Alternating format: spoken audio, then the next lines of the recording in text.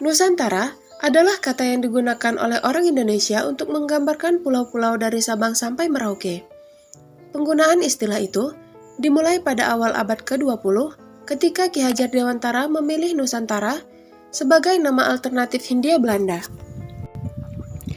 Saat itu, istilah Nusantara banyak digunakan dalam perjuangan pergerakan kemerdekaan. Namun apabila ditelusuri sejarahnya, istilah Nusantara telah ada sejak zaman Kerajaan Majapahit. Tanpa berlama-lama, yuk kita langsung masuk ke videonya.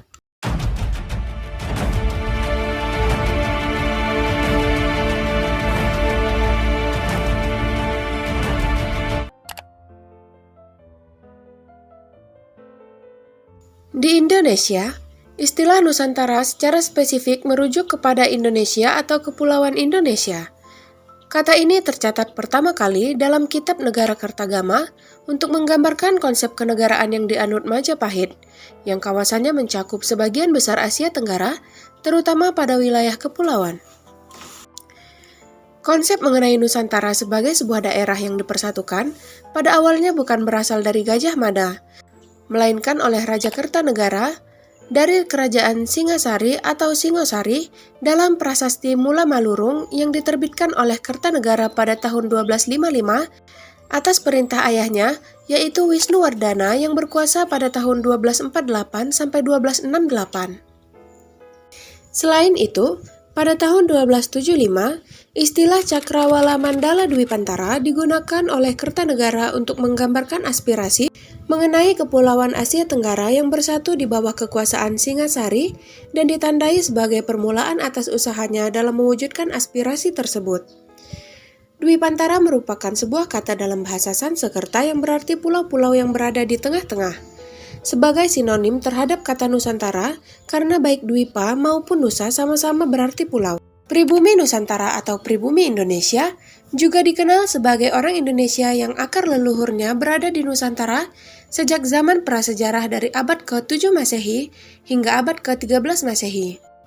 Dibedakan orang Indonesia keturunan asing sebagian yang diketahui seperti orang Indonesia Tionghoa, orang Indonesia Arab, orang Indonesia India, dan orang Indo-Eropa atau Eurasia, yang pendahulunya berada di Indonesia dari zaman penjajahan kolonial sejak abad ke-16 Masehi.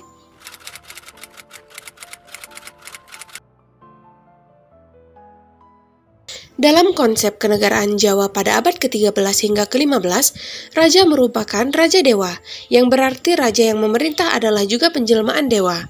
Karena itu, daerah kekuasaannya memancarkan konsep kekuasaan seorang dewa. Kerajaan Majapahit dapat dipakai sebagai teladan.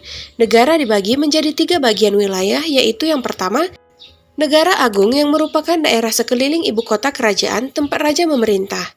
Yang kedua adalah Mancanegara yang merupakan daerah-daerah di Pulau Jawa dan sekitar yang budayanya masih mirip dengan Negara Agung tetapi sudah berada di daerah perbatasan.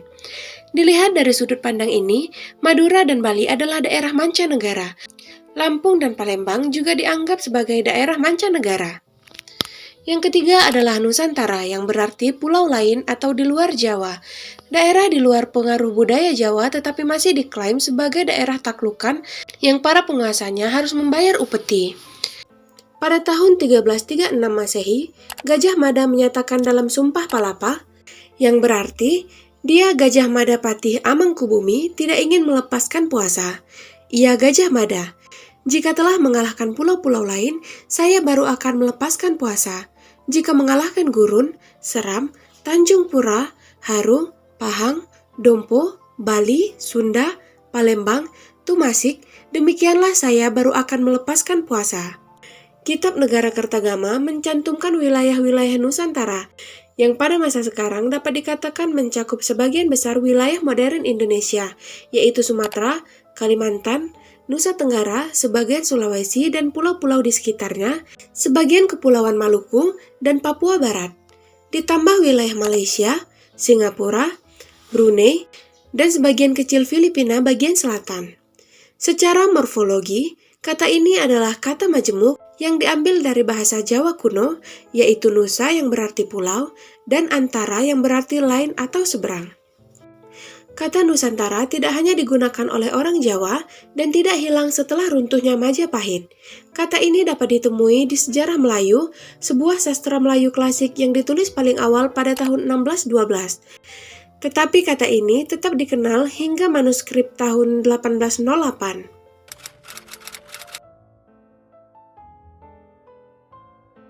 Kebanyakan sejarawan Indonesia percaya bahwa konsep kesatuan Nusantara bukanlah pertama kali dicetuskan oleh Gajah Mada dalam Sumpah Palapa pada tahun 1336, melainkan dicetuskan lebih awal oleh Kertanegara pada tahun 1275.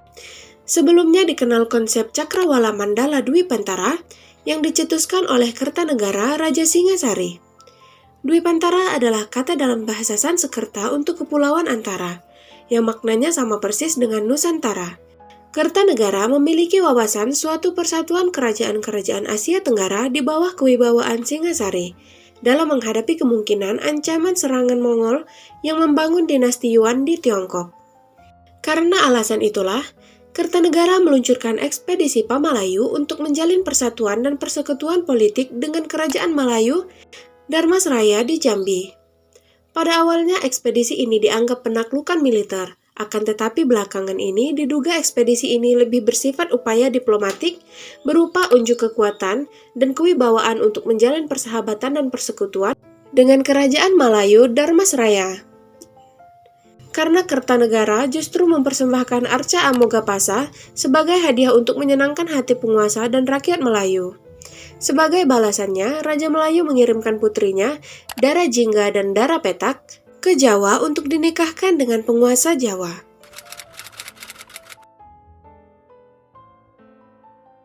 Pada tahun 1920-an, Ki Hajar Dewantara mengusulkan penggunaan kembali istilah Nusantara untuk menyebut wilayah Hindia Belanda.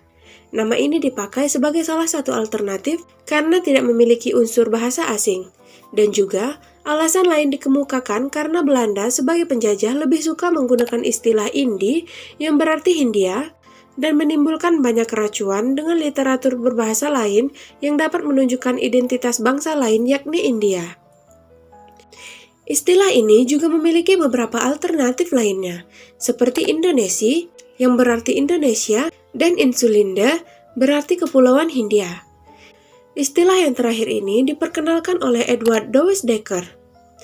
Dalam arti yang lebih luas, Nusantara dalam bahasa modern meliputi Indonesia, Malaysia, Singapura, Thailand Selatan, Filipina, Brunei Darussalam, Timur Leste, Taiwan, dan Papua Indonesia, namun tidak termasuk Papua Nugini. Ketika akhirnya Indonesia ditetapkan sebagai nama kebangsaan bagi negara independen, pelanjut Hindia Belanda pada Kongres Sumpah Pemuda II pada tahun 1928, istilah Nusantara tidak serta-merta surut penggunaannya. Istilah ini kemudian tetap lestari, dipakai sebagai sinonim bagi Indonesia, dan dipakai dalam berbagai hal yang utamanya berkaitan dengan kebangsaan.